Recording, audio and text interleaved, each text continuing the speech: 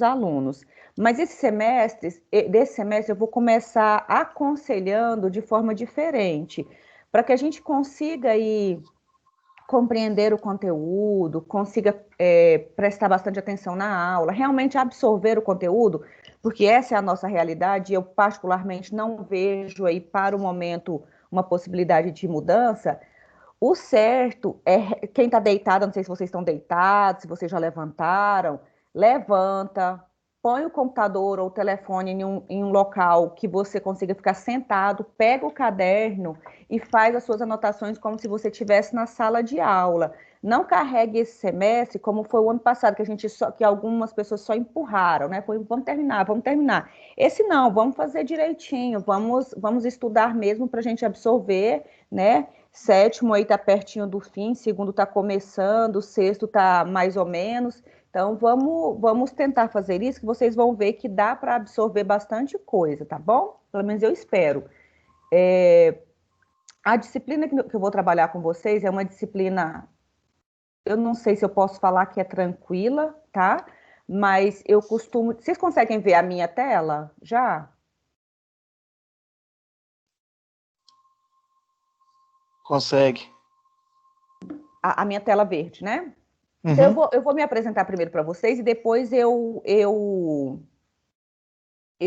falo sobre a disciplina, tá bom? Eu sou Rosângela, eu não sou farmacêutica, eu sou biomédica, eu sempre costumo dizer que eu tenho aí metade do meu coração é farmacêutico e a outra metade é biomédica, porque eu sou basicamente das análises clínicas, tá? De medicamento, geralmente eu não vou entender, mas tudo que for de exame voltado para a clínica do paciente, se vocês tiverem dúvida, vocês podem tirar comigo que eu consigo ajudar vocês, tá bom? Eu sou formada pela Universidade de Uberaba e não quero comentários sobre datas, tá? Eu coloquei datas aí, mas é só para vocês terem uma noção. Desde 2002, então esse ano eu fiz aí 18 anos de profissão e de trabalho, né?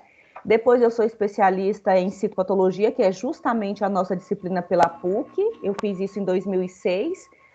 Atualmente eu sou mestranda, né, da Unievangélica em Ciências Ambientais e pós-graduanda em Saúde Estética pelo IEPG de Goiânia. Isso eu estou fazendo nesse momento, tá? Eu estou estudando, igual vocês estão estudando, eu também estou estudando ainda, porque eu acho que não paro nunca. A atuação profissional eu quase não trabalhei. Eu fiquei no laboratório de análises clínicas de 2002 até 2010, tá? 8 anos em análises clínicas. Junto com análises clínicas, eu comecei na Faculdade Anhanguera de Anápolis em 2009, que eu estou até hoje. Aí depois vocês fazem os cálculos aí, vocês me dizem quanto tempo eu tenho, mas não ficam fazendo muito não, senão vou parecer que eu sou muito velha, tá? Muito velha mesmo. Mas é esse tempinho aí que eu tenho de profissão e eu continuo amando aí a profissão que eu escolhi para mim, tá bom? Vamos falar aí dos nossos compromissos para esse semestre, nas nossas aulas. Primeiro, frequência. Semestre passado foi uma coisa assim bem light, né? Participa quem pode e tal.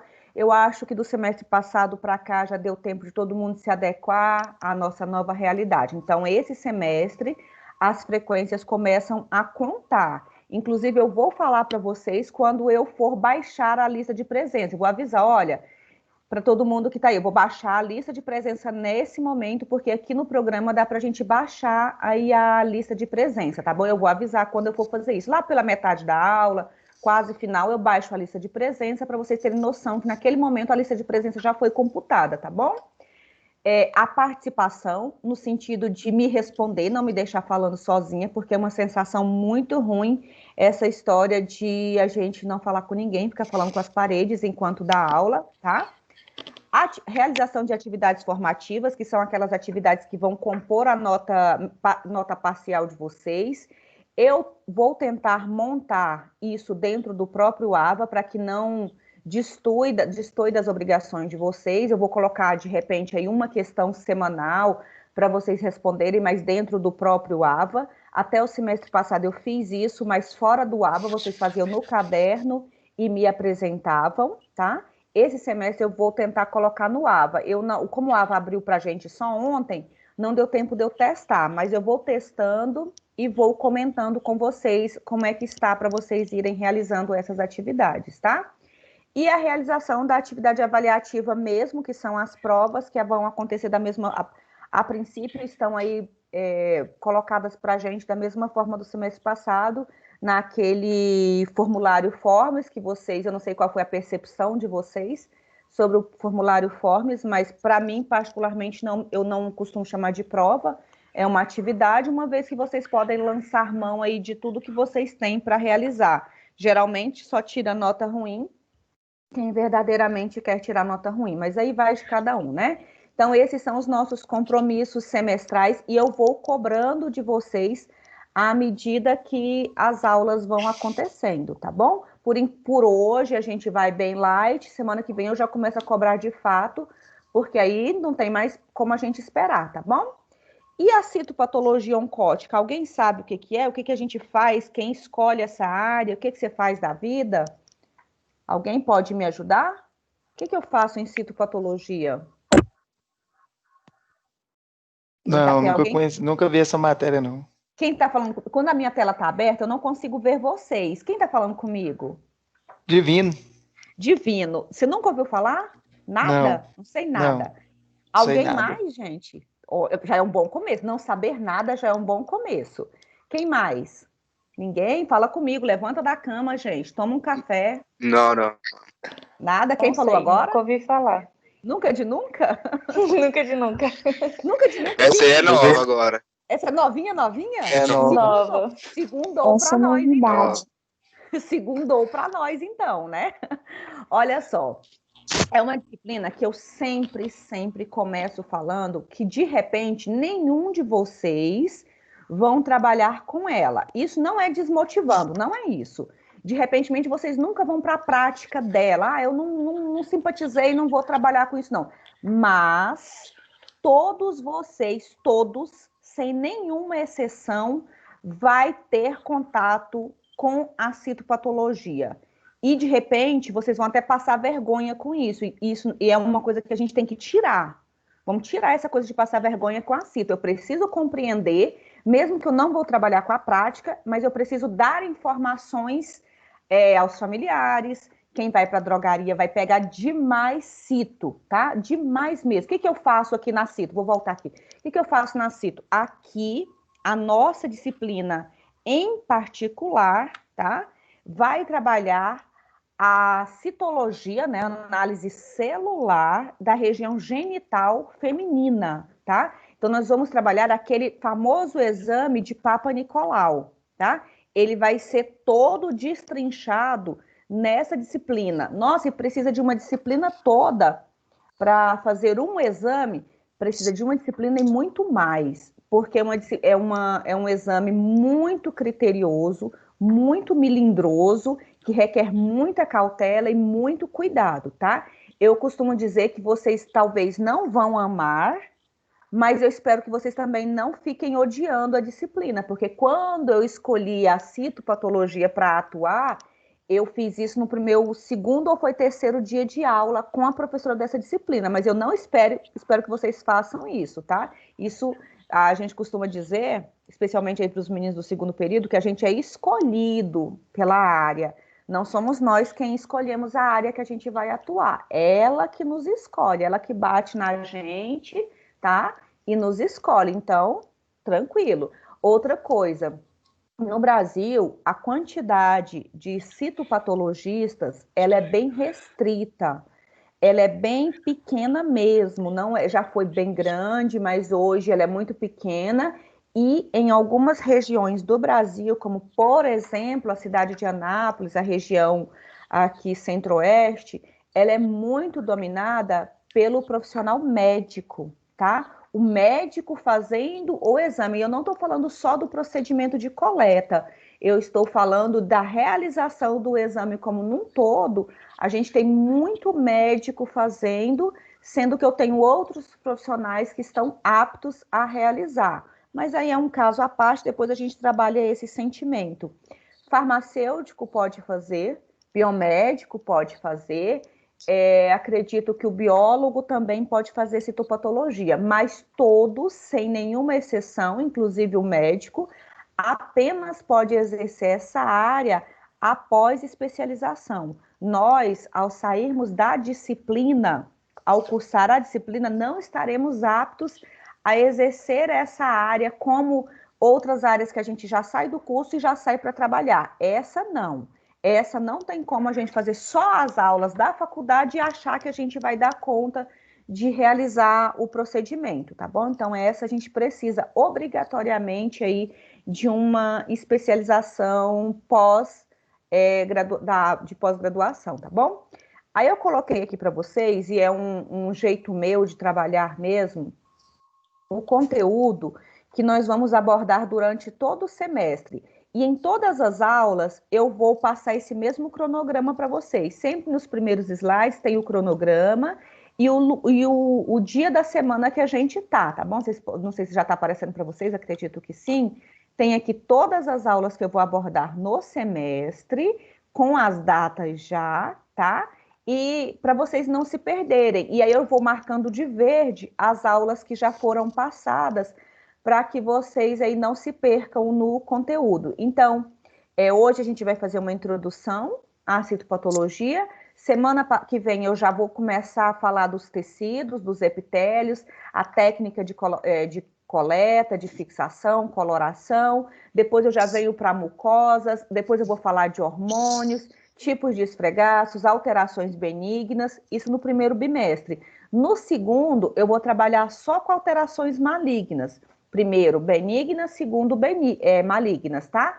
Quem quiser anotar, pelo menos até o calendário que eu recebi até o momento, a nossa primeira VA oficial tá aí descrito em vermelho para vocês. Se nada mudar, né? Se nada mudar, ela vai acontecer aqui, ó, no dia 5 de outubro, né? Vou riscar aqui para vocês. 5 de outubro, eu tenho a nossa primeira VA acontecendo. Tecnicamente falando, ela, para o momento, ela é de forma remota, lá no questionário lá do Google, né? Se nada mudar. Tudo bem com o conteúdo? Depois, se vocês tiverem dúvidas, eu aconselho que vocês voltem aqui, dá uma olhada nesse cronograma. Eu vou disponibilizar essa aula lá no portal. Todas as minhas aulas que eu for trabalhando com vocês, os slides, eu vou disponibilizar lá no portal de vocês, lá no Ava. Lembra que nós vamos migrar para lá, né? Assim que ele começar a funcionar, a gente migra para lá e não fica aqui no Teams, tá bom? Tudo tranquilo em relação ao conteúdo? Sim. Agora nós já sabemos o que nós vamos trabalhar? Sim. Professora? Sim, Tá bem. pode falar? Já pegou a base, já. Bom dia. Bom dia. A sua matéria não está aparecendo no AVA ainda não, né? Porque eu acessei aqui e não está mostrando. Olha, o que acontece? Parece que eles estão atualizando. Vocês já... Qual que é a série que está falando comigo? Eu sou do 8º. Do 8º. Você está fazendo disciplina junto com outra turma? Sim, isso? Sim. Isso, ok. Então você deve estar junto com o 7º. O sexto período e o segundo período já está aparecendo. O 7º não estava, mas é uma questão aí de atualização do sistema. Eu acredito que hoje, durante essa semana, já começa a aparecer para vocês. Então, o que acontece? Essa semana eu não vou fazer nenhuma cobrança para vocês, tá bom? Nenhuma obrigação no sentido de acessar o ABA. Eu só quero que vocês fiquem dando atenção para mim. E outra coisa, não me abandonem, porque eu sou carente. Se vocês me abandonarem, eu vou reclamar, tá? Então, não faz isso, não. Me deixa aqui sozinha, ainda mais numa segunda-feira. Isso é muito triste, tá? Então, o 7º não está com a matéria ainda no portal, mas as outras turmas, para mim, já aparecem as outras 2 turmas, tá bom? Então, vocês me falaram que já entenderam o que é o sentido. Outra coisa que eu quero que entendam é que é fundamental conseguir interpretar um laudo de citopatologia, que é o laudo do famoso exame de Papa Nicolau, que vocês também conhecem como exame preventivo. É fundamental que você não passe vergonha. Eu sempre costumo dizer que tem uma tal de uma tia véia na família da gente que sempre tem um laudo para levar para a gente passar vergonha bem no almoço de família, bem numa janta de família, que eles trazem esses exames para passar vergonha na gente, para nos testar. E esse é o tipo do exame que aparece lá para a gente. É uma coisa bem absurda. E no caso de vocês, é pior do que nós na biomedicina. Porque na biomedicina, a nossa tia véia quer só o diagnóstico. No caso de vocês, a tia véia quer o diagnóstico e ainda quer o nome do remédio que elas vão usar. Então, é preciso compreender, tá bom? Tudo bem? Tá tranquilo? Ok. Vamos lá, então vamos começar Ok. isso aí. Vamos começar a brincadeira, né? A citopatologia oncótica, com esse nome todinho, com esse xingamento todinho, o precursor da história da citopatologia foi um moço chamado Geórgios Papanicolaou. Quem que foi esse moço na história? Foi justamente quem deu nome ao exame, quem pegou o microscópio e começou a avaliar células para observar alterações. E ele fez essa citação que está aí, ó, no meio do campo. Abre aspas, a primeira observação de células cancerígenas no esfregaço do colo do útero me deu uma das maiores emoções que já experimentei durante a minha carreira científica. Ele falou isso, Geórgios Papanicolaou. E eu falo para vocês, eu como profissional da cito, digo a mesma coisa, não necessariamente em relação às células cancerígenas, mas quando eu coloco os meus olhos em células, eu acabo assim saindo desse mundo e divagando para outro.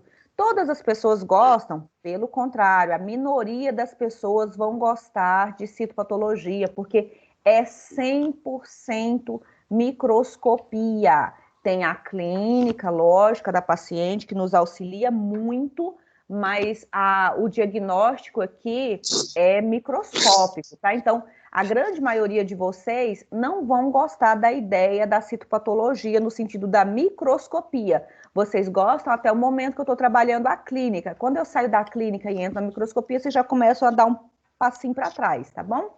Outra coisa importante dessa disciplina, ela já vinha assim, ela não foi modificada pela pandemia, é que ela só tem um momento teórico, tá? Ela não tem um momento prático, porque a gente entende que é desnecessário fazer vocês aprenderem uma microscopia que vocês não vão poder utilizar nesse primeiro momento sem pós-graduação. Então, ela já vinha assim sendo trabalhada sem a parte prática, embora eu, Rosângela, sinto muito falta de fazer a primeira aula prática com vocês, que seria a coleta do material, que eu acho aí fundamental que qualquer profissional saiba fazer.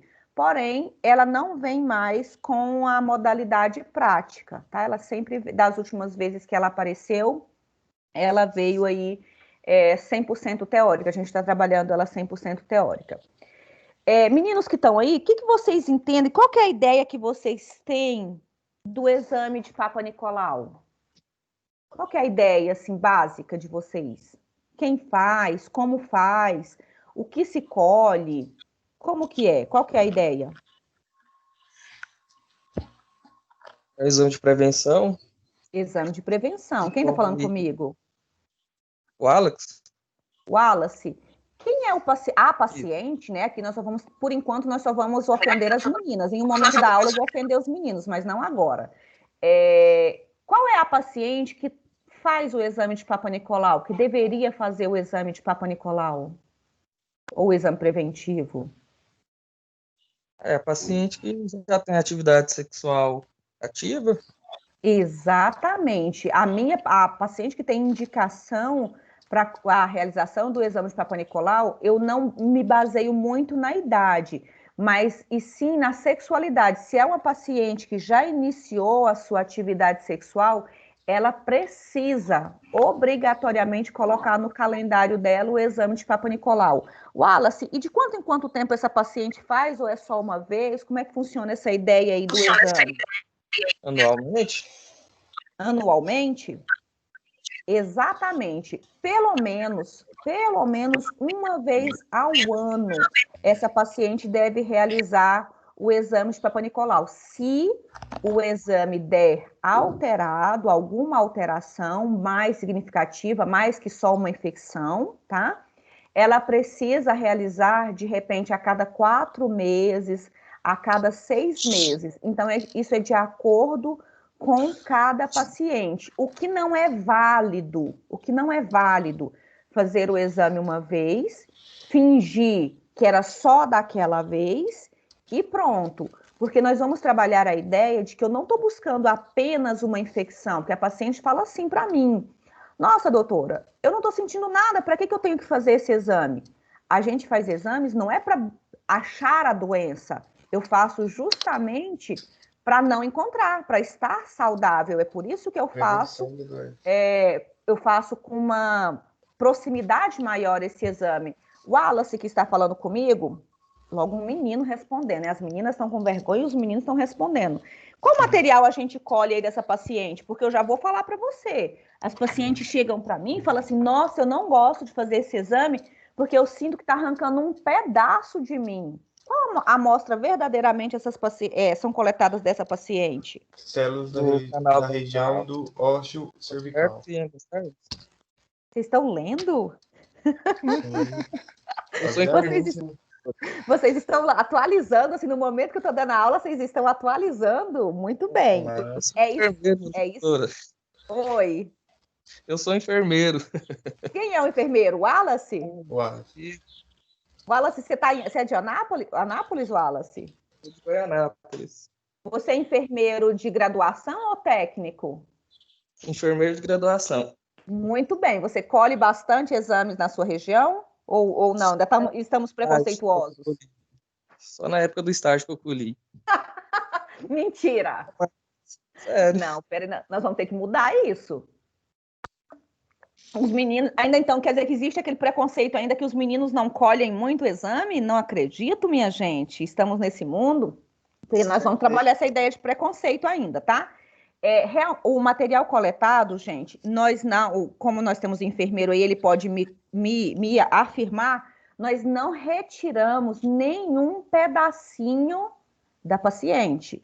Nós só vamos retirar células que descamam naturalmente, tá?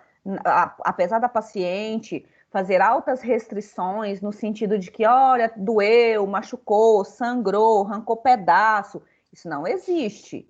Nós só vamos retirar aquelas células que descamam naturalmente, embora parte do procedimento realmente faça e gere na paciente um pequeno desconforto.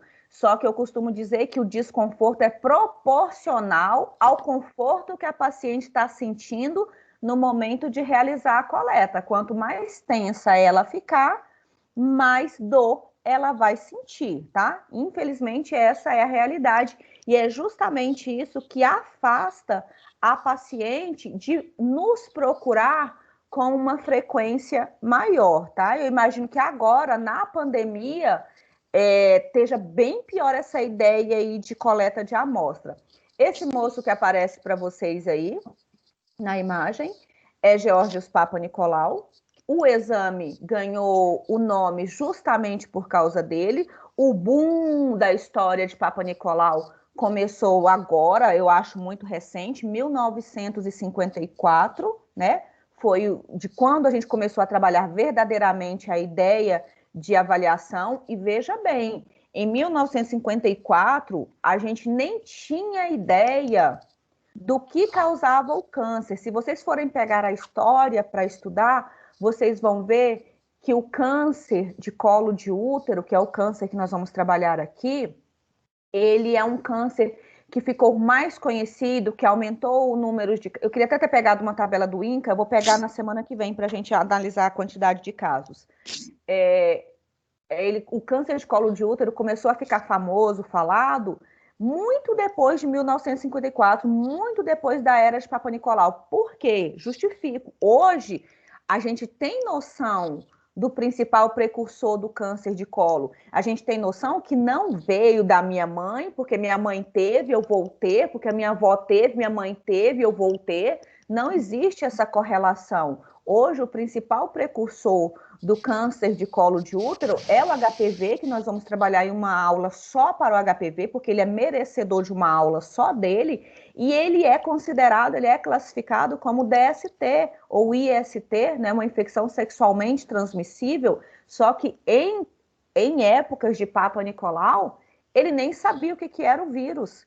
Portanto, tudo que ele nos ensinou foi uma base maravilhosa, mas foi apenas o princípio da chave do que nós trabalhamos hoje. Os anos 2000, 90 e pouco, 2000, foi que a gente começou a trabalhar verdadeiramente com a ideia de HPV. Os últimos 10 anos são os definitivos na história de HPV para a gente. Então, tudo para trás está um pouquinho arcaico ainda, mas tem muita coisa que é utilizável. Eu, particularmente, acho o Papa Nicolau extremamente inteligente, porque no momento que ele tinha um microscópio ruim, muito ruim, ele conseguiu descobrir coisas que, particularmente, talvez eu não conseguiria descobrir nos dias atuais. Então, eu acho ele um gênio. Para quem não sabe, o nome do exame ganhou o nome dele justamente porque ele foi o precursor, não foi o único, mas foi o precursor. E a coloração que eu utilizo para corar o exame, para fazer a análise da amostra, a coloração de Papa Nicolau. Tem outras colorações que a gente pode usar na cito, mas a de Papa Nicolau é a mais difundida, é a mais famosa, justamente pela grandiosidade da descoberta desse estudioso nesta área, tá bom? Aqui eu coloquei para vocês só algumas informações, se alguém tiver curiosidade sobre Papa Nicolau, mas é isso aí, precursor da citopatologia. Lembrando que em nenhum momento eu vou falar para vocês que o exame de prevenção, que o exame de Papa Nicolau, ele é um exame definitivo, ele é um exame para diagnóstico final, tá? Trata-se de um método de triagem, tá? Quem vai fechar o diagnóstico da minha paciente não é a minha citopatologia, não é a minha avaliação em lâmina, vai ser a biópsia, tá? Mas todas as pacientes vão passar para biópsia? Não, apenas as que tiverem alterações passíveis de serem avaliados por biópsia. Então, o exame preventivo é classificado como um exame de triagem. Se der alterações significativas, a gente vai passar para um exame mais minucioso, que é o exame aí de biópsia, tá bom? Que aí é um outro capítulo para a gente trabalhar, tá bom? Aqui, uma ideia de Papa Nicolau. A semana que vem a gente vai falar sobre o procedimento de coleta, que aí eu detalho item por item como é que a gente faz esse procedimento, tá? Vários profissionais podem realizar a técnica de coleta, mas nós sabemos que o biomédico ou o farmacêutico só realizam mesmo a técnica de coleta quando eles estiverem em uma região onde tem precariedade de outros profissionais que possam realizar a técnica. Eu vejo o enfermeiro muito mais à frente da coleta do que a gente, mas eles não fazem a realização do exame, da análise da amostra. Eu vejo o profissional médico muito mais à frente da coleta do que nós, mas isso não quer dizer que eu não possa realizar o procedimento, especialmente se eu tiver em uma região que necessite desse profissional. Embora eu, Rosângela, depois de tanto tempo aí fazendo a mesma coisa, admito a possibilidade de treinar uma equipe para que essa equipe colha e deixe para a gente somente a avaliação da amostra, que já é bastante criterioso. Eu, particularmente, prefiro uma equipe colhendo, mas para a equipe colher, ela existe a necessidade que ela seja muito bem treinada para que ela não faça aí uma coleta, faça uma coleta de não boa qualidade, tá bom? Aí eu queria falar aqui, rapidamente, com vocês, sobre o aparelho genital feminino. Vamos lá, o que eu tenho no aparelho genital feminino? Externamente, né? Eu tenho aí a vulva com grandes lábios, pequenos lábios, clítoris. Tenho a entrada da uretra, tenho a abertura vaginal e as glândulas de Bartolin. Por que eu preciso saber? Porque quando eu vou coletar a amostra dessa paciente, eu preciso fazer uma análise minuciosa, inclusive da região externa, porque se ela tiver uma lesão da região externa da vagina, próximo ao ânus, essa amostra precisa ser coletada. Vamos imaginar que o meu foco é o colo do útero, mas se ela tem uma lesão externa, essa lesão externa também precisa ser avaliada. Essa lesão externa pode ser N possibilidades. Dentre elas, podem ser lesões verrucosas causadas por HPV, podem estar em várias regiões, né? Eu posso ter lesões herpéticas, abertas ou fechadas, né? Que precisam ser coletadas para um possível diagnóstico. Então, eu preciso fazer uma avaliação da região externa, da genitália externa feminina, e qualquer alteração ali precisa ser coletada, tá bom? Geralmente a gente usa suave para não incomodar, não lesionar a paciente. As glândulas de Bartholin que estão aparecendo aqui para vocês, glândulas de Bartholin, vou rabiscar aqui, ó, glândulas de Bartholin, elas não são visíveis e nem geralmente não são sensíveis ao toque, mas elas podem inflamar, tá? Gerar um processo infeccioso, pode contaminar por bactéria e tornar visível extremamente dolorido para a paciente. Mas em condições habituais, nós não visualizamos essas glândulas, tá?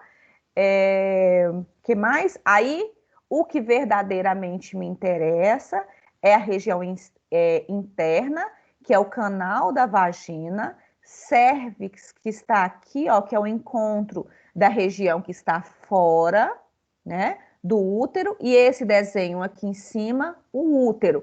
O que eu vejo quando a minha paciente deita em posição ginecológica? Eu consigo ver a entrada da vagina, o canal, lógico, eu vou usar um aparelho que afasta aí a parede da vagina, né? Vou usar um instrumento para afastar a parede da vagina até o ponto que eu consigo verdadeiramente enxergar isso aqui, ó, o colo do útero da minha paciente. É ali que me interessa coletar, além de outras regiões, me interessa coletar a amostra para observar a possibilidade aí de câncer ou não.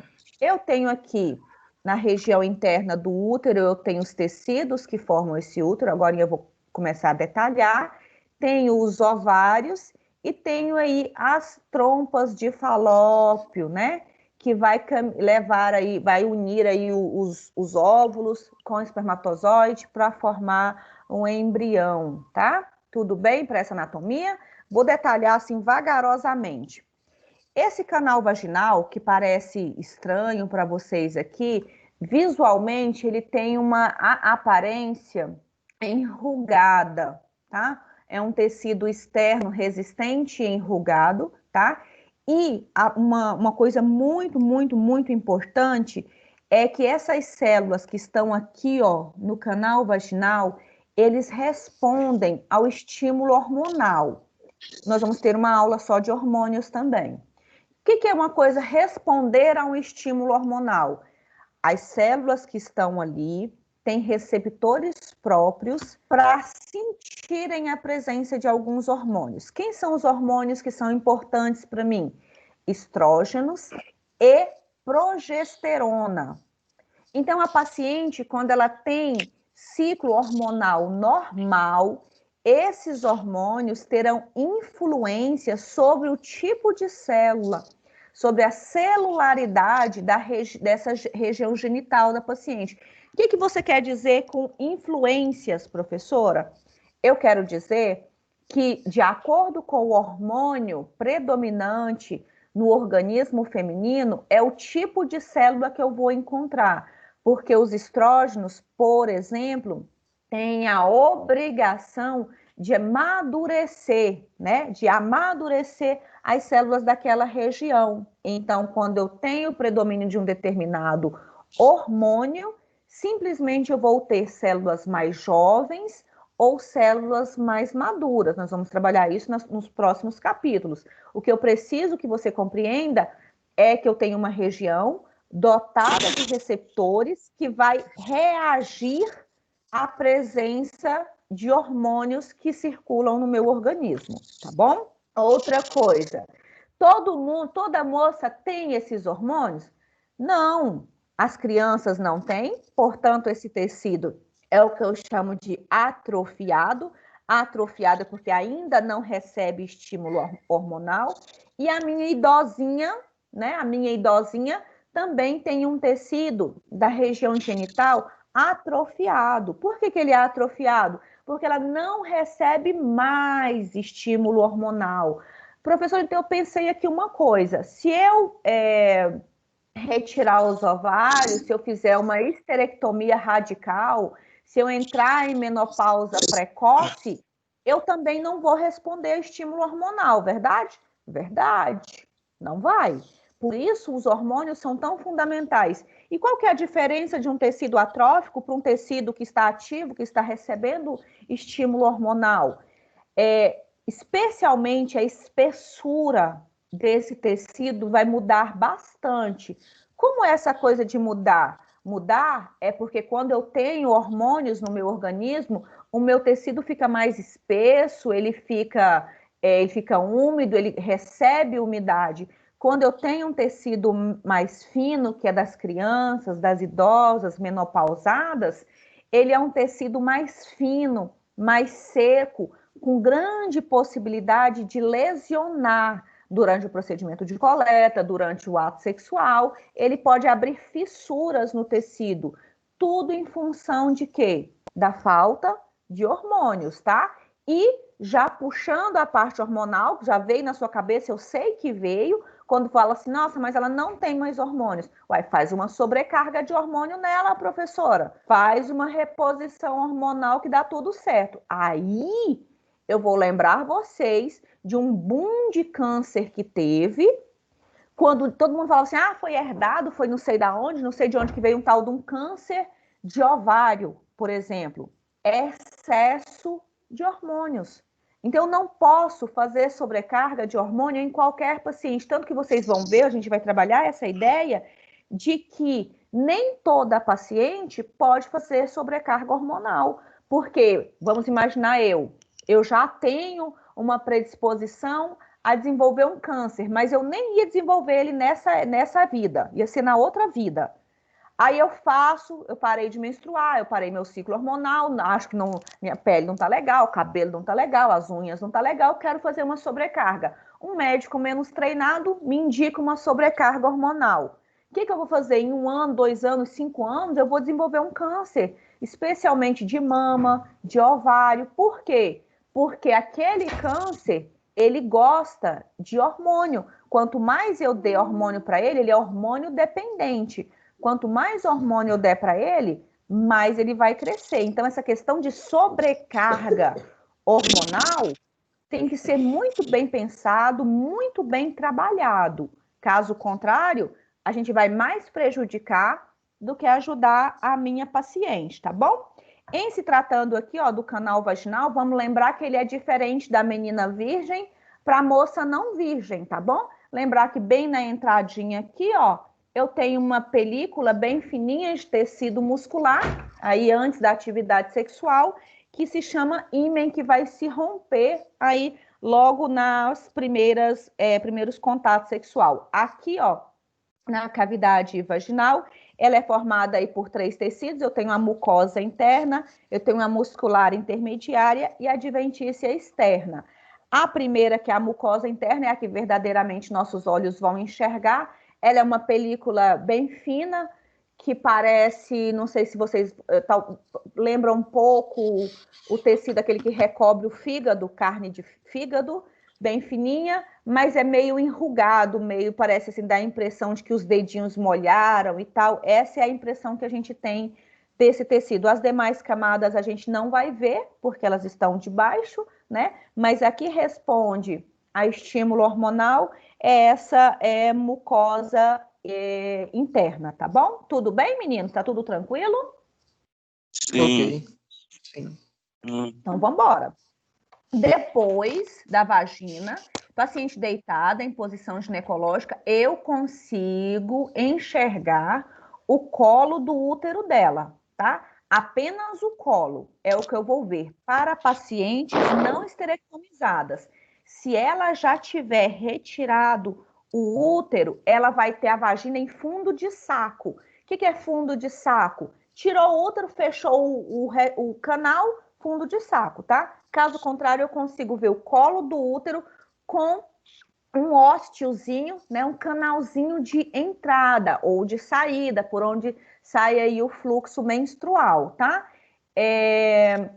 Tudo que tiver do lado de fora do útero, eu vou anotar no meu caderninho agora, que a paciente falou assim, ó, que a professora falou assim, tudo que estiver fora do útero, eu vou chamar de ectocervical. Ecto, fora. Endocervical, do canalzinho do ósteo para dentro. Endo, tá? Endo, dentro, ecto, fora. Então, todas as vezes que eu falar assim, olha, isso aqui está na ectocervical. Então, está do lado de fora do útero, tá? Isso aqui é endocervical, dentro do canal, dentro do útero. Palavras que vocês já devem estar anotando aí no caderninho de vocês, tá bom? Pronto, entrei o canal, estou dentro do útero. Dentro do útero, eu tenho também 3 camadas de tecido. Eu tenho o endométrio, miométrio e o perimétrio, sim. Qual o último nome que a senhora falou mesmo? Pro lado de dentro. Endocervical e ectocervical. Obrigado. Nada. Vamos lá. Endométrio, miométrio, perimétrio. Perimétrio, a parte bem externa, que é visível aos meus olhos, brilhante, também lembra aquela pelezinha de fígado, tá bom? Miométrio é a camada intermediária que dá sustentação ao órgão, né, da firmeza, e o endométrio é aquela camada de célula, aquela camada de tecido que também vai responder a estímulo hormonal. É o endométrio que vai ficar mais espesso ou menos espesso, que vai soltar, descamar as células no período menstrual, tá? Então, é o endométrio que descama, esse endométrio que eu preciso dele espesso para que o embrião possa aderir, né, e desenvolver. Então, no endométrio, células endometriais. Tamanho do meu útero. Olha, tamanho, forma e localização do útero não é fixo. Ah, que é isso, professora? Meu útero sai de lugar? Ele vai para lá, vai para cá, ele dá uma certa mexidinha. Ele não é uma coisa firme ali no lugar. Tanto que eu posso, inclusive, te mostrar isso. Pacientes têm o útero retrovertido, virado, né? Virado, retrovertido. Então, ele não é posicionado de forma tradicional. Ele é torto para um lado, torto para o outro, de cabeça para baixo, enfim, difícil para a gente enxergar aí o canal endocervical. Algumas pacientes, quando esse útero é retrovertido, é virado, pode dificultar, inclusive, a possibilidade de gestação, tá? Tamanho desse útero. Meninos, não feche a mão agora, nesse momento. Pelo amor de Deus, menino não tem útero. Meninas, o nosso útero é mais ou menos o tamanho da sua mão fechada. Mais ou menos, tá? E vai diferir de pacientes que já tiveram filhos, de pacientes que já gestaram. Se você já gestou, se você já teve filhos, reza a lenda que o seu útero é um pouquinho mais distendido, um pouquinho maior. Quem é nulípara não teve nenhuma gestação ainda, então tem esse útero um pouquinho menor, tá bom? Mas, de forma geral, a literatura fala pra gente que a gente tem um útero com mais ou menos 7 centímetros de comprimento, com 5 centímetros de largura e mais ou menos 2,5 centímetros de espessura de tecido. 7 de comprimento, 5 de largura e mais ou menos 2,5 de espessura. Mas na minha percepção, é óbvio que isso muda de pessoa para pessoa, tá? Nem todo mundo tem o mesmo tamanho aí do órgão, tá? E, obviamente, as gestantes têm um órgão avantajado quando estão gestando, tá bom? Esse útero, ele é dividido para mim em corpo, que é essa parte mais gordinha aqui de cima, corpo, tá?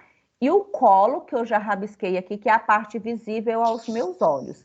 Esse estrangulamento que tem aqui, essa parte fininha, mais fininha que tem aqui, a cinturinha do órgão, se chama istmo. Istmo, tá? O formato do útero, a gente costuma descrever ele como o formato de uma pera, de cabeça para baixo, uma pera, tá? A gente, inclusive, descreve, né, como se eu perguntasse isso em prova, como você descreveria o útero em formato piriforme, tá? Em formato de pera, tá bom? Tudo bem para o útero, gente? Tudo bem para o útero? As camadas dele também, para composição tecidual, eu tenho a túnica serosa, que parece o tecidinho de fígado, né? O miométrio e o endométrio, que eu já falei para vocês, tá bom?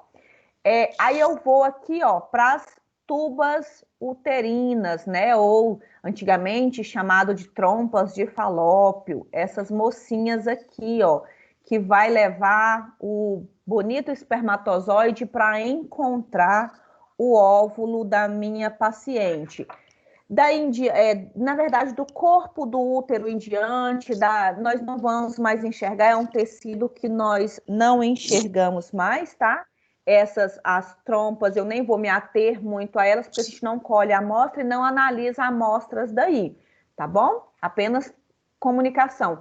E para quem estiver pensando ou for pensar mais tarde em casa, quando a paciente ela faz laqueadura ou ela faz algum procedimento para não ter mais filhos, antigamente a gente tinha a ideia de que só amarrar, já ouviram falar? Amarrar as trompas da paciente? Já ouviram falar nisso? Eu já ouvi falar, já. E esse trem dá ruim, viu? Esse trem dá ruim. Porque pode soltar também, né? Tudo que amarra, desamarra um dia. Pois né? Tudo que mesmo amarra, com sexo desamarra um dia.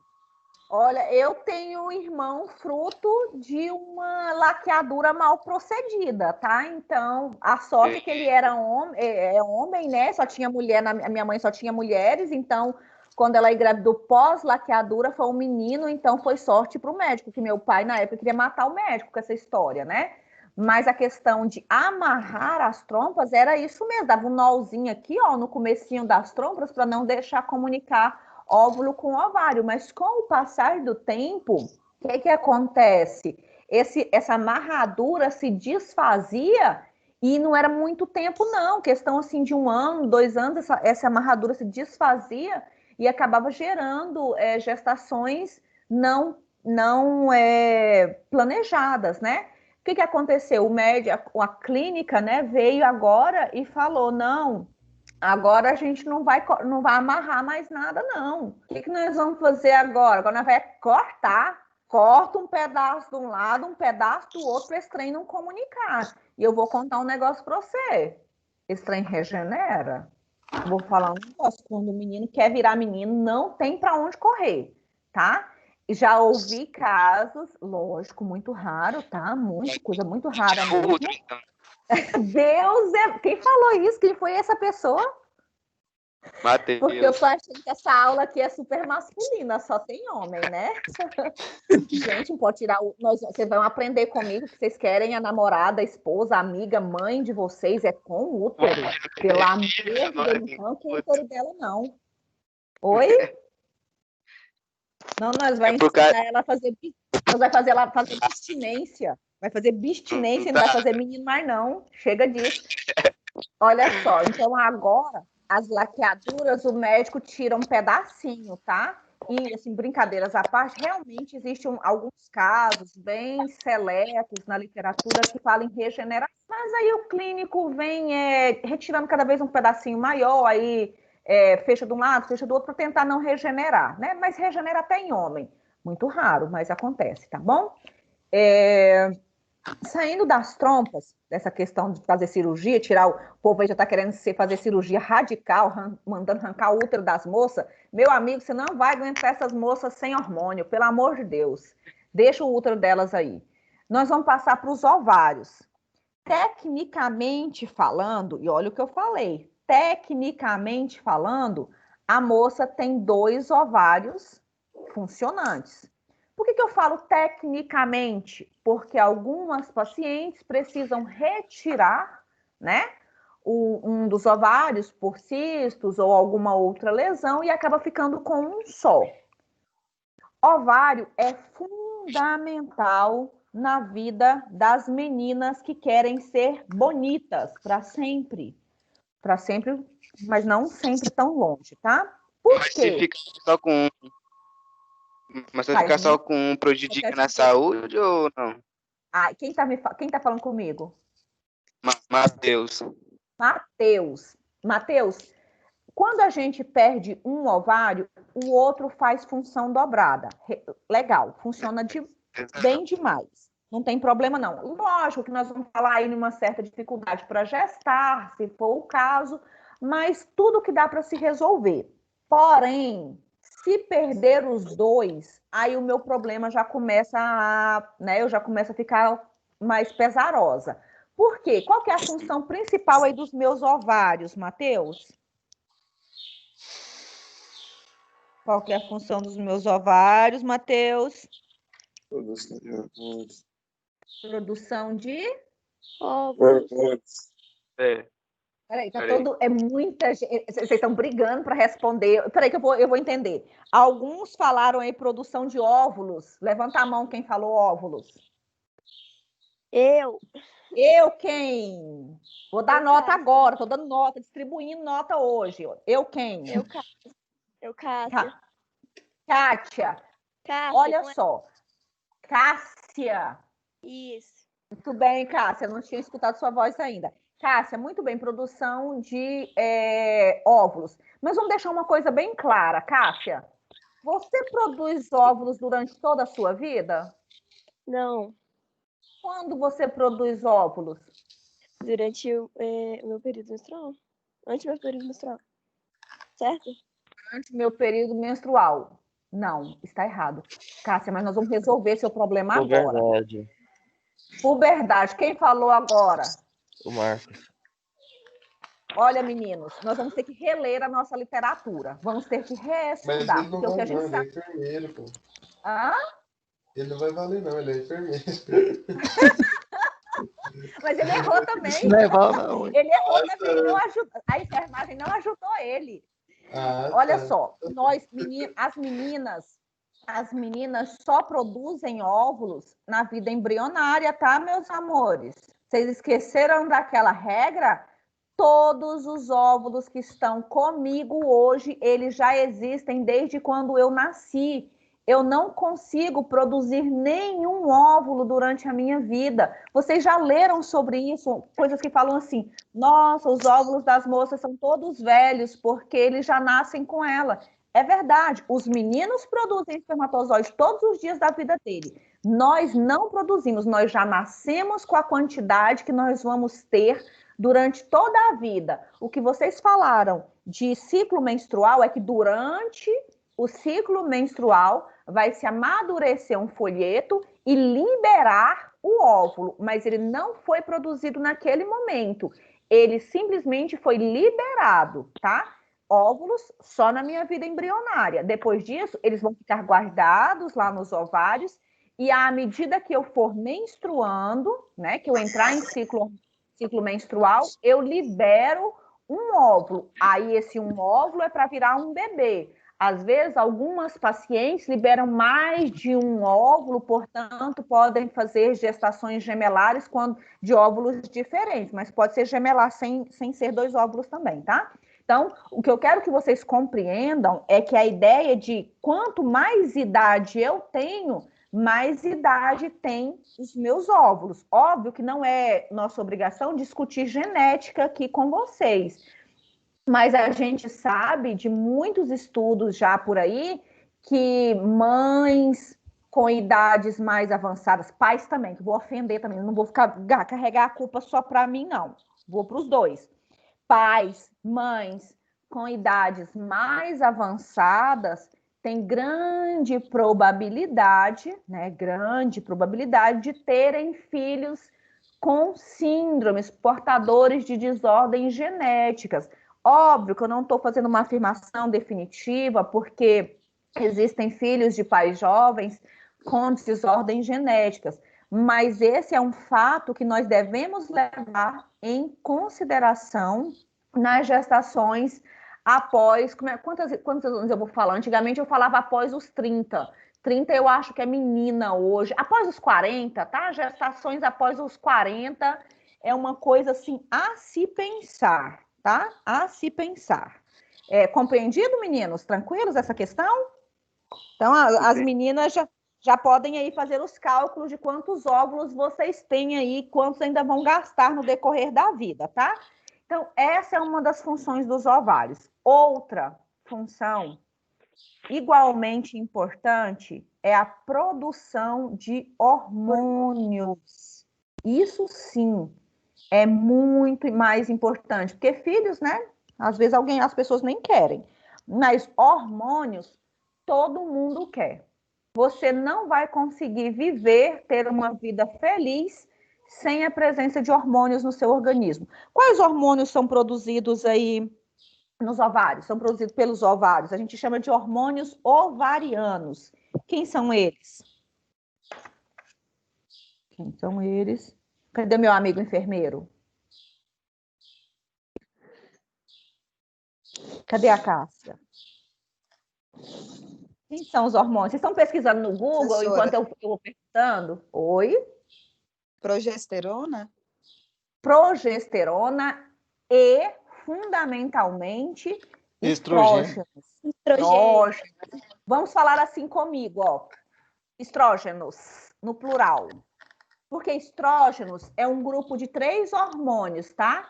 Estriona, estriol e estrogênio, 3. Então, eu falo estrógenos para todos eles, tá bom? Que são os hormônios aí femininos. E a progesterona, também um hormônio feminino, que eu tenho ela da metade do meu ciclo menstrual em diante. Quando a gente for trabalhar ciclo hormonal, a gente fala disso.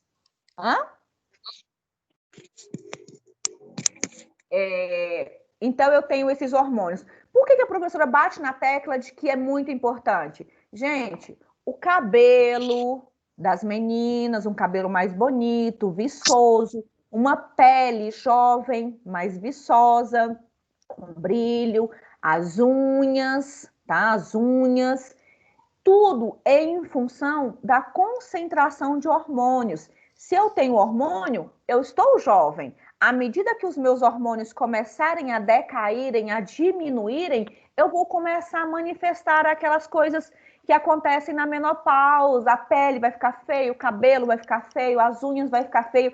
E para os meninos de plantão, meu amigo, você não vai suportar essas meninas sem hormônio. Lembra da TPM, pelo amor de Deus, né? Uma moça sem hormônio, ela vai matar sem motivo. Ou com motivo, não sei. Então, hormônio, essa produção de hormônios é fundamental aí na vida das meninas, para a gente parecer jovem, para a gente ter aquele humor de todos os dias, né? É lógico que nós temos aí a TPM que desmancha toda a minha teoria de meninas boas com hormônios, mas depois a gente trabalha a ideia da TPM, mas tecnicamente falando, enquanto eu tenho produção hormonal e eu tenho essa distribuição de hormônios no meu organismo, eu tenho as características femininas bem definidas. Isso é muito bom para mim. E eu não quero perder isso fazendo aí a retirada precoce desses ovários. Pode acontecer? Pode. Vocês vão me lembrar aí assim, nossa, professor, eu tenho cisto no ovário, eu tenho ovário policístico. Vou ter que tirar? Não, nós vamos tratar tudo que eu puder antes de ter que retirar esses ovários da minha paciente. Eu vou deixar a retirada de ovários para o último momento, justamente porque eu não quero retirar dela a possibilidade de ter filhos, de gestar, ou mesmo a possibilidade aí de hormônios, porque agora eu falei para vocês, olha, a gente até tira os hormônios da paciente, mas para repor, eu posso estar induzindo a proliferação de células cancerígenas. Então, eu vou pensar muito na possibilidade aí de reposição hormonal. E se vocês forem pessoas que leem muito, vocês vão ver que até alimentos que foram introduzidos com a intenção de melhorar a função hormonal, tipo a soja, tipo chá disso, chá daquilo, isso já foi retirado. Por quê? Porque a gente não sabe até onde vai ajudar e até onde vai prejudicar a minha paciente. Então, tudo, quando a gente fala de hormônios, tem que ter Professora. muita cautela. Oi, pode falar. Por exemplo, vai injetar os hormônios, né? Injetável, né? Aí eles examinam os hormônios que vai ser injetado ou não? Na verdade, é assim. Vamos imaginar, quem é a paciente que vai receber hormônios? Hoje a gente tem uma indicação muito restrita para a paciente que recebe hormônios. Geralmente é uma paciente que entra em falência precoce de ovários, teve que te retirar precocemente. Ela entra no que eu chamo de menopausa precoce, muito cedo, 30 e poucos anos, 20 e poucos anos, ela entrou em menopausa. Isso não pode acontecer, porque ela envelhecer muito rápido. Então, o médico vai testar na paciente qual hormônio ela vai responder melhor. Mas vamos lembrar, ele vai estar avaliando essa paciente a cada 6 meses, anualmente, para a possibilidade dela desenvolver um câncer. Se a mãe dela tiver histórico de câncer de mama ou de ovários, ela não é candidata a receber hormônio, tá? Não é. Então, a sobrecarga vai ser justamente do que ela não tiver. Geralmente, alguma coisa baseada em estrógenos, tá? Algum hormônio sintético estrógeno, baseado nos estrógenos, tá? Sintético. É o que vai ser utilizado para essa paciente. E nem precisa ser injetável, tá? Ele pode ser, e é o que mais a gente tem usado, em forma de comprimidos. E as pacientes sempre falam que é cartelinha de contraceptivo, mas nem sempre é o mesmo contraceptivo que vai ser utilizado como reposição hormonal, porque a concentração de hormônio é diferente. E já puxando para o contraceptivo, porque essa aula dá margem para muita coisa, puxando o contraceptivo, os contraceptivos são hormônios, tá? Geralmente é uma concentração de progesterona unido com estrógenos, de forma que não deixe as meninas ovularem.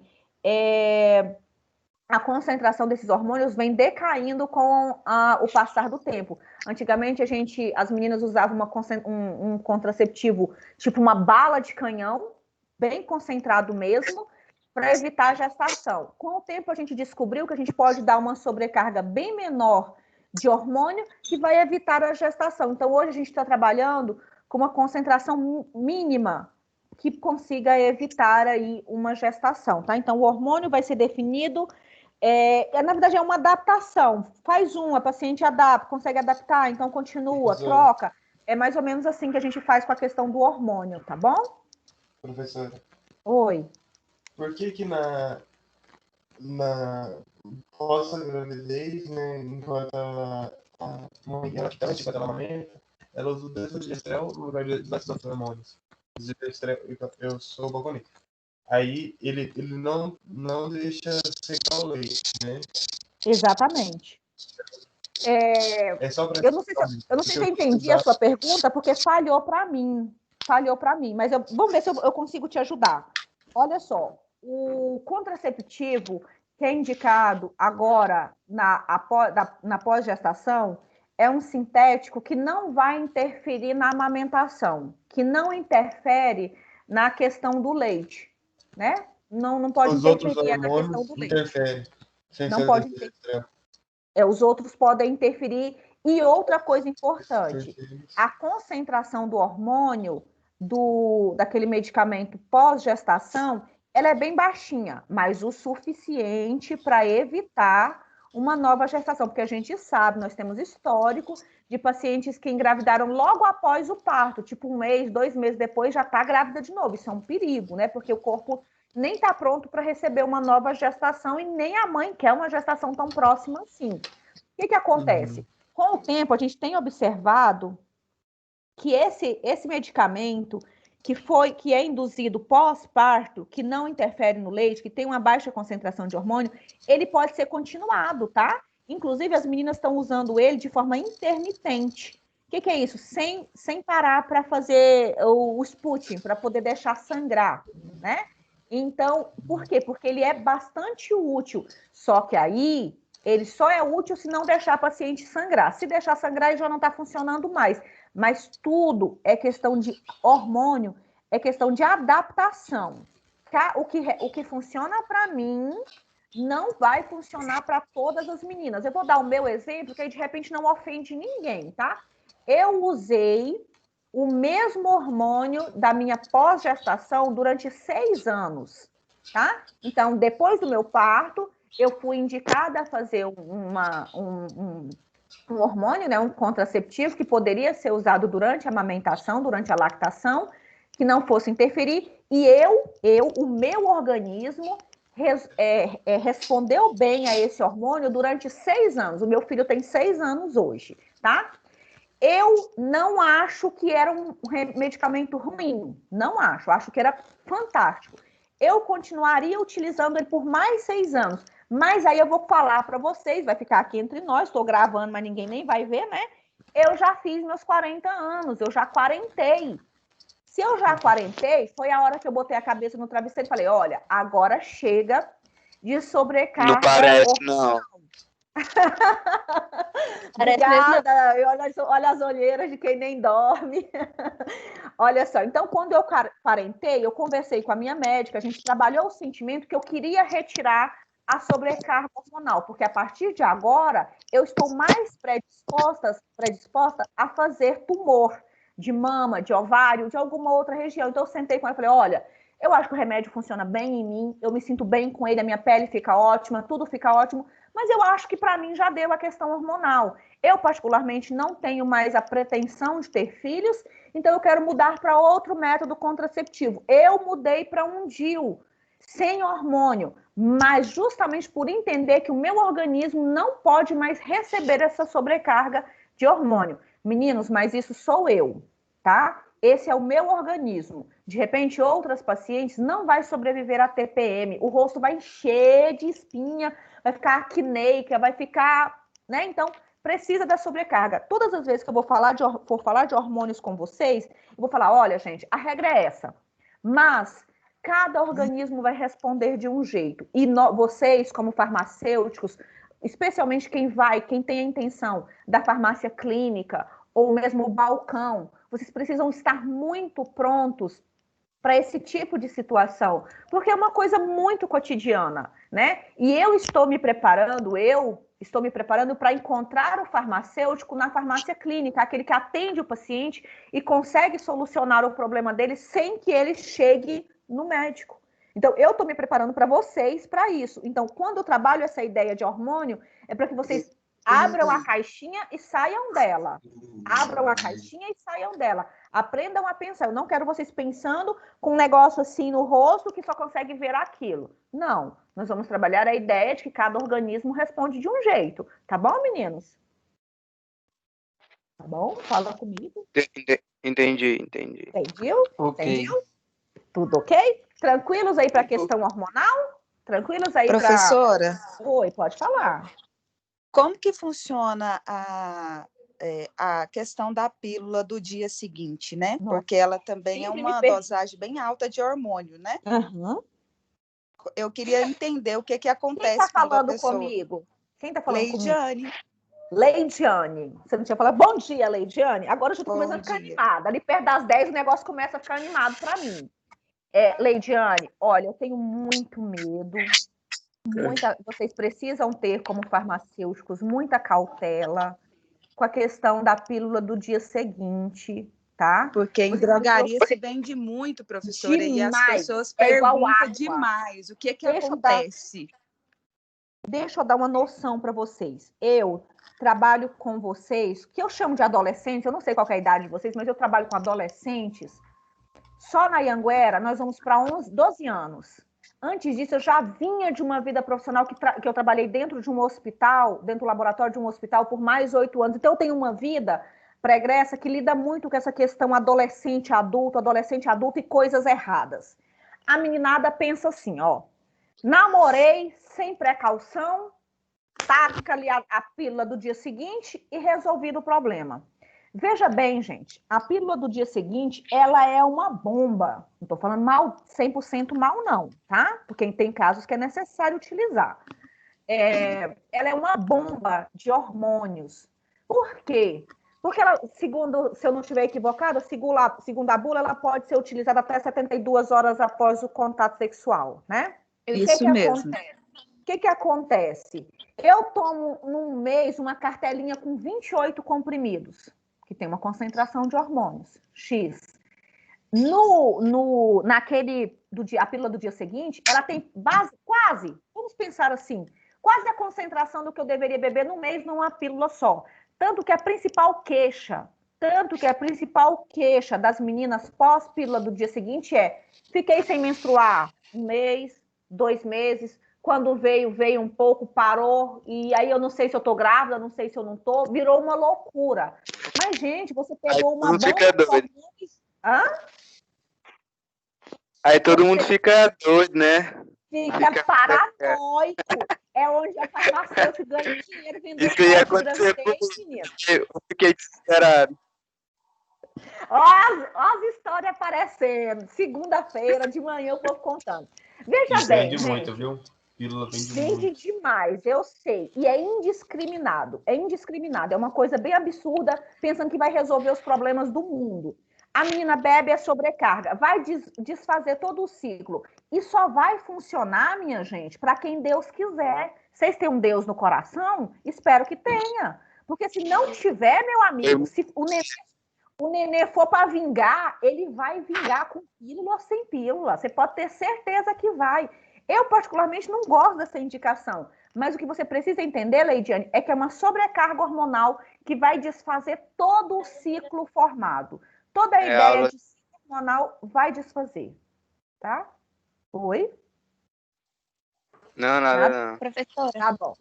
Quem faz do ciclo certinho não precisa tomar a pílula, né? Não precisa, é mais eficaz gente. do ciclo do que a pílula do seguinte.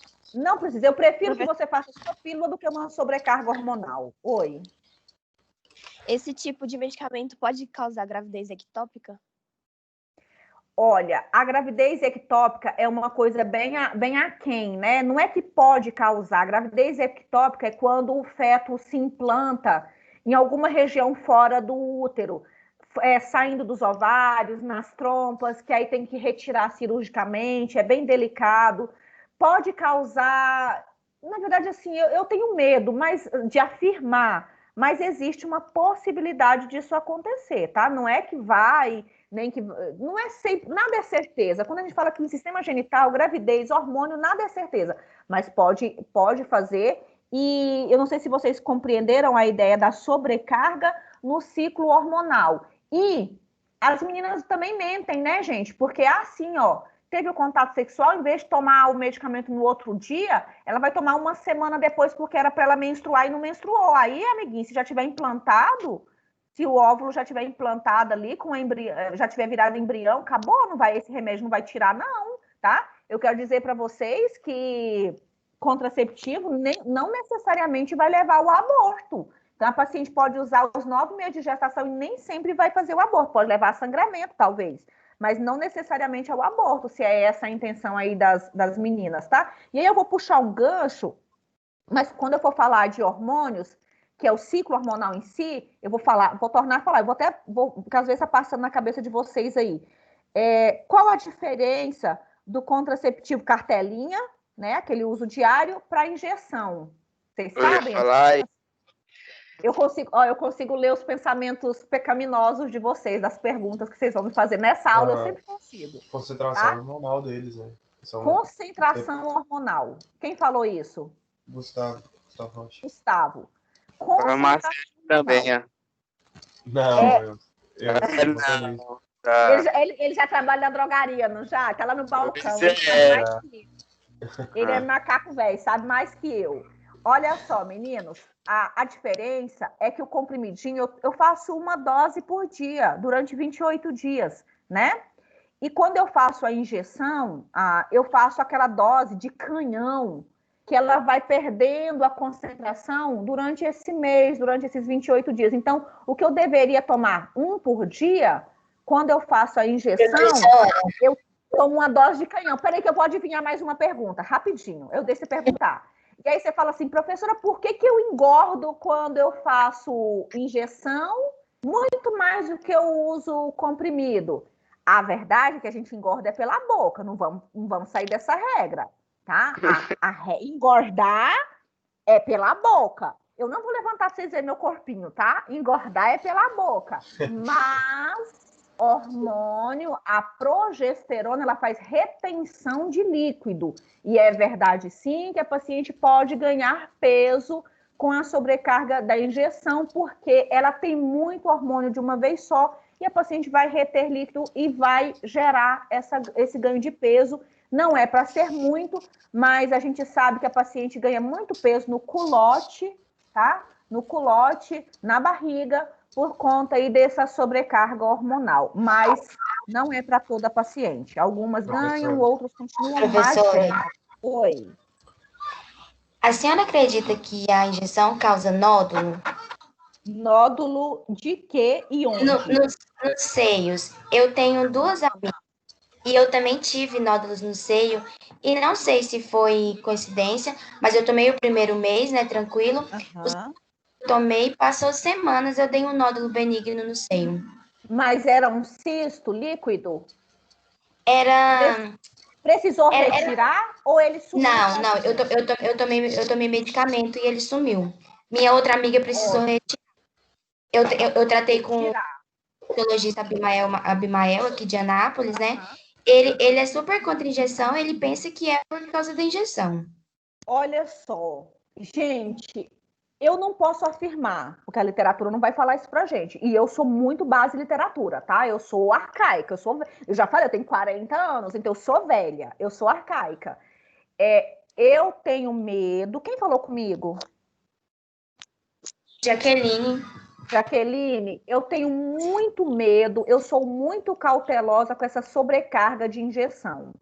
Eu acho que a paciente tem que viver em observação constante. Eu acho que funciona bem para algumas pacientes, mas não funciona para todas. E se eu puder te instituir um método, eu prefiro que não seja a injeção. Só vai ser a injeção se você tem problemas com as drágeas, né, com o medicamento, que você tem problema para engolir, tem enjoo, não sei o quê. Aí você precisa ir para um outro método. Mas ainda assim, eu acho que tem outras possibilidades, como adesivo, blá, blá, blá. Tem várias possibilidades. Agora sim, a injeção tem pacientes mais predispostos que têm sim formação de nódulos, geralmente é de natureza benigna, a gente fala que é nódulo hormonal, né, cístico, na mama. Alguns somem com medicamento, mas outros somem só, tem que retirar porque acaba doendo, enfim, tem uma série de problemas aí. Todas as vezes que eu vou falar de hormônios para vocês, eu amo hormônio, minha gente, o cabelo agradece, a pele agradece. Mas eu sou muito cautelosa, muito mesmo, tá? Porque se você já tem a predisposição, você dá o estímulo, vai piorar. Lógico que isso não é maligno, mas o que não mata, maltrata, né, gente? O que não vai te matar, vai te maltratar. Porque vamos concordar que é um desgaste emocional muito grande você ficar esperando o resultado de um nódulo que deu na sua mama aos 20 e poucos anos de idade. Nossa, eu já pensei que era câncer já. Câncer. E detalhe, o emocional trabalha assim, ó, enlouquecido. Você fica enlouquecido. O seu emocional não responde legal. Professora. Oi. Eu ficaria preocupado.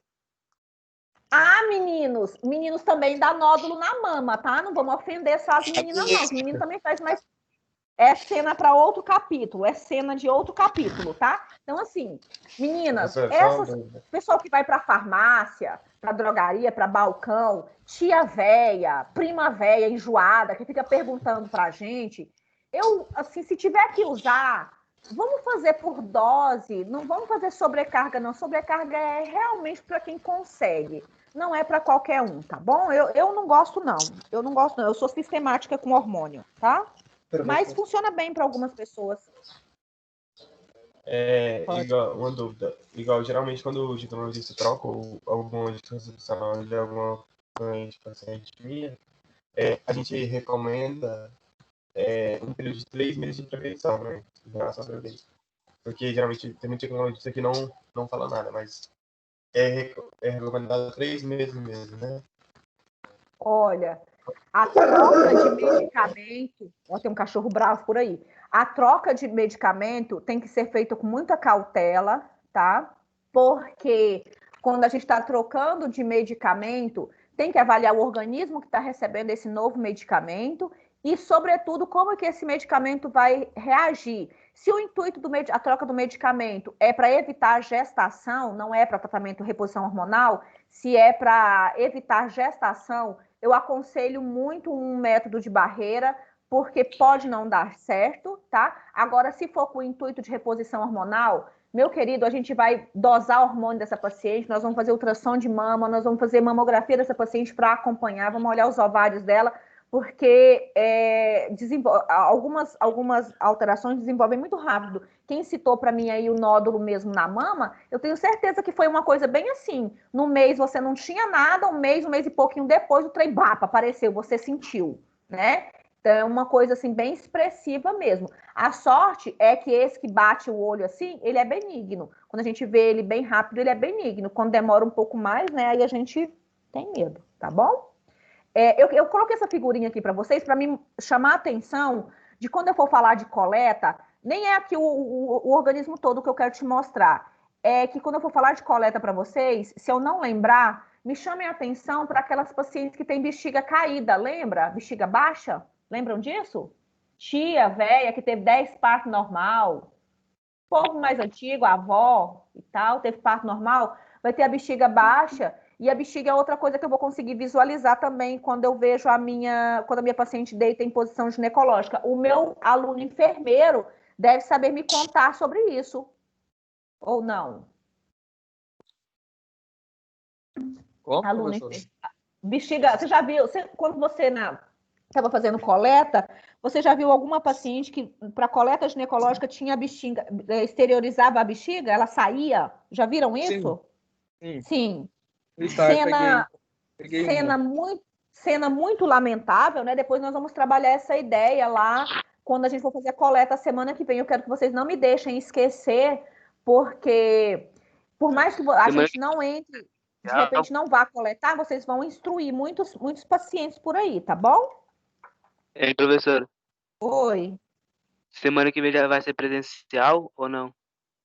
Presencial assim, ó. Só presencial assim. Vocês estão gostando do conteúdo? É um conteúdo que chama a atenção de vocês? Tô bom, conteúdo bom. Então quer dizer que na segunda vocês não vão me abandonar, né? Vocês não vão me abandonar. Tinha que ser presencial, moço. Tinha, né, moço? Mas eu tenho medo do gente, tem dó de mim, eu sou grupo de risco. Pode não parecer. Mas eu já quarentei. E, ó, vocês vão sempre me ver de branco assim, ó, porque eu tô prontinha para terminar a aula e ir pro estágio, tá? É brincadeira, eu tô trabalhando, sim, de forma presencial, só as aulas que são remotas, tá? Quem for para os estágios de análises clínicas, da farmácia, vai me encontrar lá, tá bom? Então, só para Oi? Eu vou lá só para encontrar, então, lá para ver como é que é, então. Oh, meu Deus do céu, aqui, ó, segunda de manhã nós já começa desse jeito, é um caso de amor. Vamos lá, meninos. Volta tudo, já chega, segundou, chega, volta. Eu quero mostrar para vocês, cadê o meu enfermeiro? Meu enfermeiro já viu isso aqui, tá? Esse aqui, ó, essa fotinha aqui que eu vou rabiscar para vocês, ó, é o que eu vejo verdadeiramente aí quando a paciente está deitada em posição ginecológica, tá? Eu verdadeiramente vejo o colo do útero, é uma bolinha com um furinho no meio, tá? Um furinho, quando a paciente não gestou, não teve nenhuma gestação, e esse corte, como está aqui, ó, um corte, é porque mostra para mim, não tem nenhum problema, tá? Anatomicamente está tudo correto, mostra para mim só que ela já teve gestação, tá bom? Que já expandiu aí esse útero. E para as meninas que estão vendo essa coisa escorrendo aqui, ó, não é secreção isso aí, tá?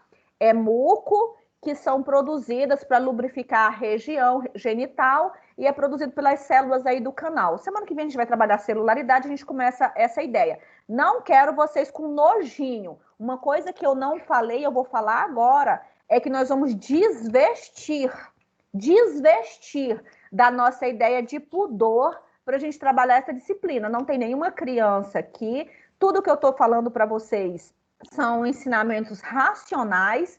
Se vocês não forem trabalhar com esse tipo de serviços, vocês vão receber o laudo na mão de vocês e uma paciente cheia de dúvidas para tirar com o farmacêutico lá da farmácia. Vocês sabem que o farmacêutico, em tempos de pandemia, em outros tempos, ele é o melhor amigo do paciente. Então, vocês não podem ter pudor.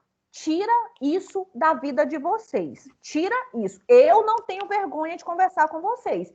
E eu quero justamente essa abertura que vocês tenham com o paciente de vocês.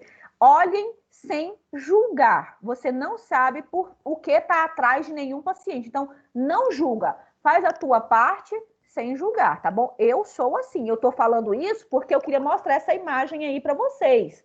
Olha aí, minha gente. Vocês estão vendo aí o que eu estou vendo? Vocês tomaram café da manhã hoje? Vocês tomaram café da manhã hoje? Ainda não. Não? Eu aconselho não tirar o leite condensado e o leite talhado da vida de vocês, tá? Leite condensado, leite talhado, esse trem assim não é bom mais depois dessas aulas. Olha, esses aqui são 3 exemplos de colo de útero que eu peguei para vocês, tá bom? Aqui eu consigo visualizar ele porque eu tô com um espéculo, que é um bico de pato, que a gente abre aí o colo de útero, tá? Esse primeiro seu aqui da direita, minha direita, ele tem bastante secreção, bastante mesmo. Eu já falei, desveste do seu pudor e para de julgar. Não fica pensando que a moça fez, não, porque não necessariamente é DST isso aí, tá bom? Aqui tem bastante secreção. Tem um aspectozinho de leite talhado. Na minha percepção clínica, deve se tratar de candidíase, mas é só uma percepção clínica, não é definitivo. E eu queria mostrar para vocês o canalzinho aqui, ó, bem vermelhinho, tá? Vou circular ele para vocês, bem vermelhinho, que é o canal endocervical. Tudo que está de fora é ectocervical, tudo que está de dentro é endocervical. E aqui, ó, essas não sei se eu chamo de criptas, rugas, é a parede da vagina da minha paciente, tá bom? Aqui do outro lado, ao lado de cima, lado esquerdo, eu tenho um colo de útero que tá um pouquinho mais limpo, mas ele também tem secreção, tá? E o furinho quase que imperceptível que tá aqui dentro, aqui, que é onde a gente vai coletar a região endocervical. Aqui embaixo eu tenho um colo que me chama a atenção por pontos hemorrágicos, né? Tem um ponto hemorrágico aí, dá a impressão que está sangrando. Pode ser uma paciente no período menstrual, pode ser que esteja finalizando ou iniciando esse período menstrual, mas pode ser também uma lesão, tá? Meu amigo enfermeiro, eu tenho um problema com alguns profissionais enfermeiros, tá? Enfermeiros no geral. Não é uma crítica destrutiva, tá? Não é isso. O que acontece? Quando a gente faz enfermagem, vocês fazem só o procedimento de coleta e não passam daí, né? Porque o enfermeiro é o cuidar do ser humano, o cuidar do paciente. E aí, às vezes, eu tenho um pessoal da enfermagem recém-formado, sem necessariamente uma experiência, né, de vida. E aí, quando vê um colo assim, ou um pouco mais chamativo, a paciente geralmente pergunta pra gente: e aí, doutor, o que você viu? Aí pega e fala assim: nossa, tem uma ferida, mas preocupa não, de boa. Não fala nada, você não tá ali para falar nada, porque isso aqui pode ser fisiológico, não é necessariamente patológico. Então, assim, eu sou muito baseada no diagnóstico laboratorial. Eu não gosto muito da questão clínica, de afirmar qualquer coisa com a clínica. Eu gosto de ter o exame na minha mão e, a partir do exame, eu falo para vocês o que é. Então, assim, a gente recebe muita paciente que fala: quem colheu falou que eu tinha uma ferida, uma lesão, não sei o quê. Calma, não vamos passar o carro na frente dos bois, porque a gente está só assustando uma paciente. Aí, ó, vocês que fizeram o exame da mama. Oi? Ela vai ficar perturbada de noite. Nossa, tem uma ferida e tal. Isso. Eu acho assim que, às vezes, porque tem um momento do ciclo menstrual que o tecido endocervical ele fica muito exposto, fica com cara de ferida. Mas se você não sabe, você não viu microscopicamente, você não pode afirmar. Não assusta a paciente, porque a paciente é leiga, ela não tem estudo, ela vai para casa pensando que ela tem um câncer, dali ela já quer morrer. Então, assim, e o psicológico, vocês sabem que trabalhar o psicológico do paciente é fundamental, porque o psicológico tem o poder de ou avançar na doença ou paralisar na doença. Então, a gente tem que ter muita cautela. E eu tô falando isso, meninos, porque eu tive muito tempo, assim, de vida prática na citologia, no sentido de coleta, e eu já vi muita coisa, eu já vi paciente que veio pra gente do interior, que não colhe mais na cidade dele, porque o povo falou que é assim, que é assado, que viu isso, que viu... Presta atenção, cadê a sua ética profissional? Já vi muito mais do que vocês podem imaginar, mas isso não quer dizer que eu vá lembrar, que eu possa me dar o direito de comentar ou de julgar um paciente, tá? Então, assim, muita cautela com tudo que a gente vai fazer, especialmente desse momento em diante, tá? Que a gente está desvestindo aí os tabus da nossa vida. Quando nós pegarmos, por exemplo, um exame com um resultado com uma bactéria fulano de tal, com um parasito fulano de tal, não nos cabe julgar aquilo ali. Faça o medicamento, aconselhe sua paciente e pronto. Não nos cabe julgar, tá? Eu acho que é desnecessário, tá? Se é que vocês compreendem o que eu quero falar, tá bom? Aí, quando a gente for trabalhar a questão do HPV, que hoje é o nosso foco, porque eu acho infecções, eu faço diagnóstico de N coisas na citologia, mas o meu foco é o HPV. Lembra que hoje nós temos a campanha, e quando eu for falar de HPV, vocês vão falar para mim cada história esdrúxula, no sentido de que fulano não vacina a menina. Vocês já ouviram falar isso, tá? Não foi invenção minha. O pai não deixa vacinar, a mãe não deixa vacinar, porque se vacinar contra o HPV quer dizer que vai deixar ter relação sexual. Ninguém está falando isso. Quando a gente fala em vacina contra o HPV, é que nós estamos querendo precaver a possibilidade de um câncer futuro, porque hoje a gente sabe de estudos definitivos que o HPV, que é um vírus, tá? Nós vamos trabalhar esse vírus. Nossa, quando eu falo de vírus, eu lembro daquela doença da moda e já me assusta. Quando eu falo de vírus, eu preciso precaver, eu preciso ensinar vocês, eu preciso abrir a mente de vocês que o câncer de colo, de útero, ele não é genético, não foi herdado da minha mãe. Isso foi um contato sexual desprotegido que me deu de presente um HPV e ele vai evoluir ou não para câncer se eu não fizer um acompanhamento, se eu não fizer os meus exames, que foi aquela primeira coisa que nós começamos a aula falando do exame. Então, quando eu for trabalhar a ideia de HPV, eu quero que vocês saibam que nós temos vacina, mas ela é tão... as pessoas veem a vacina do HPV com tanto preconceito, com tanta ideia distorcida, de que se deixar a minha filha vacinar é porque eu estou deixando ela iniciar a vida sexual dela, o que não funciona de forma... Não é essa a ideia que nós queremos ter. Lembrar que é uma vacina quadrivalente, ela funciona para 4 sorotipos de HPV, depois a gente vai trabalhar essa ideia, tá?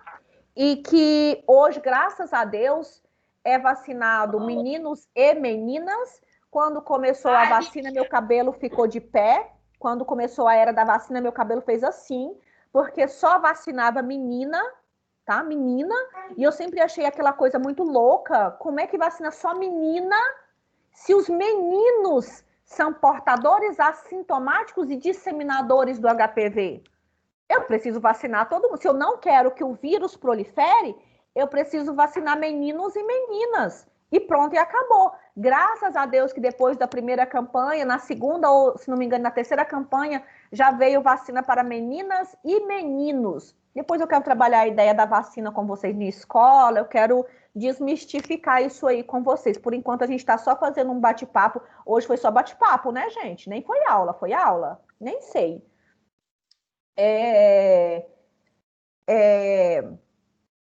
Desmistificar essa questão de HPV, de vacina com vocês nas próximas aulas, tá bom? Tem mais alguma coisa que eu posso ajudar? Se bem que a gente já fez esse momento de a doutora responde, né? Já até descobri que tem gente que quer me ver lá no laboratório só porque já gostou da minha aula de segunda. Achei fantástico, tá, gente? Fantástico. Não, é sério mesmo, tem que ir lá. Quem que é? Eu vou anotar aqui o nome para a hora que eu corrigir a prova. Eu corrigi com muito carinho. Matheus. Matheus, gente, meninas, o Matheus é muito custoso, é por isso que ele está fazendo isso comigo? Deve ser, vou perguntar para a Dayana. Olha não, só, ninguém me conhece, não. Conhece, não, mas É porque não deu tempo de conhecer ainda. Não deu tempo de conhecer ainda. Mas ele é gostoso mesmo. Porra! Nossa Senhora. Oh, meu Deus do céu. Vocês é custoso. Segunda de manhã, vocês é custoso. Eu vou passar a mensagem hoje de que foi a melhor aula da semana. Mas não é que foi a melhor, foi a primeira, né? Foi a primeira da semana. Fantástico conhecer vocês. Tem alguma dúvida acerca da disciplina que eu posso ajudar vocês, meninos, meninas? Não, de boa. Por enquanto, não, tranquilo. Tá tranquilo? Vocês gostaram? Vocês gostaram? Pela primeira aula, tá tranquilo. Vocês gostaram da ideia da disciplina? É, no começo eu tava em branco, não sabia o que tava acontecendo, né? Mas daí foi acontecendo e pegando um jeito, mais ou menos. Aí, segredo bem off. Eu vou contar um segredo. Vocês vão poder usar essas aulas para muita coisa na vida de vocês. Vida pessoal, vida profissional, vocês vão usar para a vida. A única certeza que eu dou para vocês é que vocês vão usar para a vida e vou falar mais. Todo mundo que faz a disciplina comigo sempre tem uma dúvida quando sai da faculdade, que fala comigo nas madrugadas, professora, eu recebi um exame da minha tia, não sei quem, na farmácia, não sei o que, peguei esse exame. Sempre tem. Porque vocês nunca vão esquecer de quem fez ela com vocês. Olha só, eu tenho uns lembretes aqui para vocês. Ó, primeiro, para quem já tiver o AVA disponível, não deixa acumular. O que foi o nosso primeiro combinado do semestre? Nós não vamos mais brincar que a gente está assistindo aula. Aula remota é a aula de verdade, que eu espero que vocês estejam com o caderninho do lado de vocês fazendo anotações, tá? Então, acessa o AVA da disciplina. Participar das aulas foi fantástico, porque muita gente conversou comigo. Só faltou eu ver a carinha de vocês, mas tá tranquilo, tá? Depois eu começo a cobrar para abrir. Vou mandar vocês pentear o cabelo, tirar a pijama e abrir a câmera para eu ver a carinha de vocês. Estuda o conteúdo dado. Pega aquele livro texto, baixa ele e lê. Tudo que eu falei está lá. Faça a nossa pré-aula, assiste o web-aula e pós-aula. Tem alguma coisa que foi falado lá que eu não comentei? Anota, me cobra a semana que vem. Porque eu só vou conseguir resolver a sua dúvida se você falar para mim. Se você não falar para mim, eu entendo que tá todo mundo de boa, tá? Recadinho azul bem aqui em cima, ó. Acredito no seu potencial. Eu tô acreditando muito nessas aulas online esse semestre. Em branco, vocês estão vendo um recadinho em branco bem pititiquinho, bem embaixo?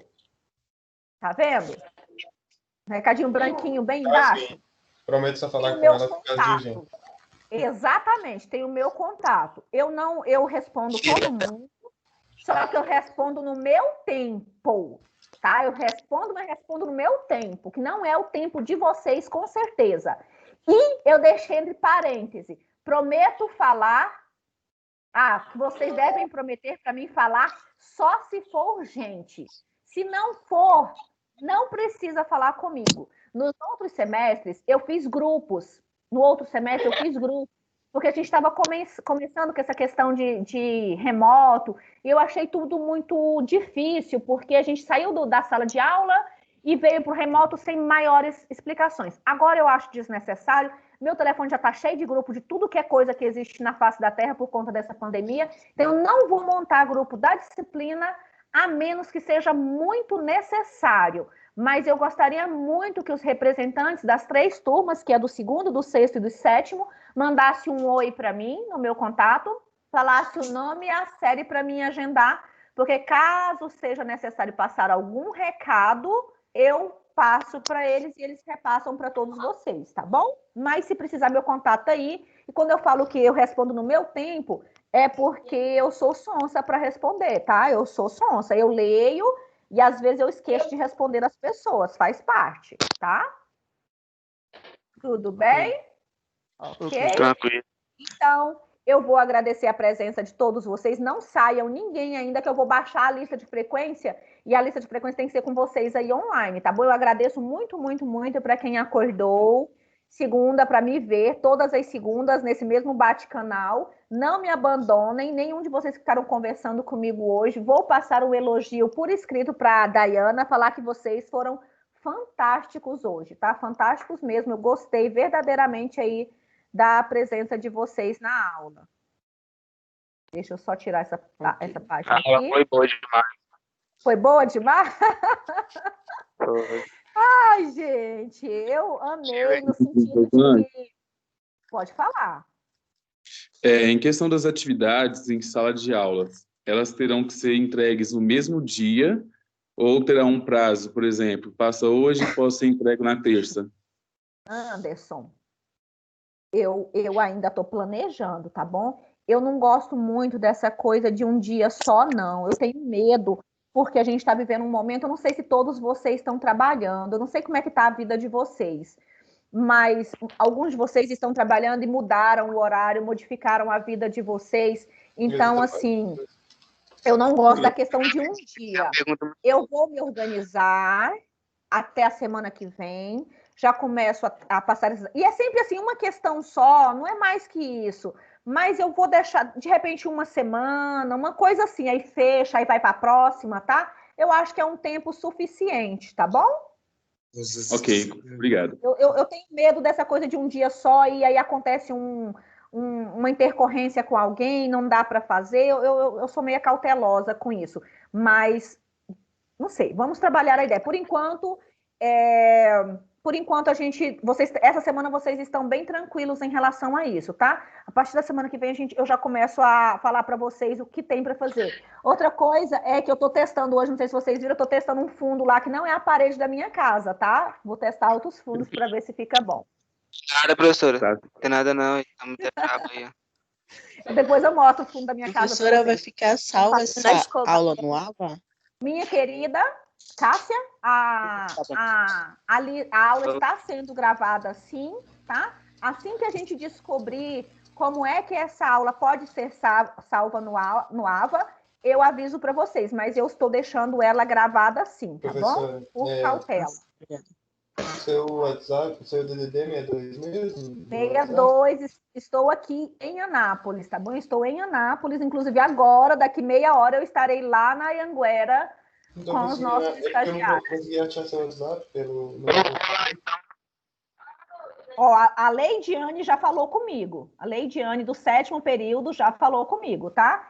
Vou baixar a lista de presença agora e ter... Professora, qual estágio que a senhora dá? Estágio de análise clínica, para quem vai para análise clínica. Tá? Eu acabei de baixar a lista aqui, deixa eu só confirmar com vocês. Só um minutinho. Professora? Ui. Então os estágios estão ocorrendo normalmente? Os estágios na instituição estão acontecendo normalmente. Normalmente dentro dos nossos limites, lógico, né? Dentro dos nossos limites. Nós estamos agora lá... Essa matéria vai ter aula prática? Não, ela não tem aula prática. Ela já era, mesmo antes de pandemia, só teórica, tá? Ela não era para vocês... Ela não era teórica e prática, tá? Ela sempre foi só teórica, tá bom? Então não tem problema em relação a isso. Semestre passado ela já existia para outra turma e ela era só teórica. Gente, eu vou finalizar a minha gravação de aula, tá? A gravação, vou parar. Já baixei a lista de frequência para as 26 pessoas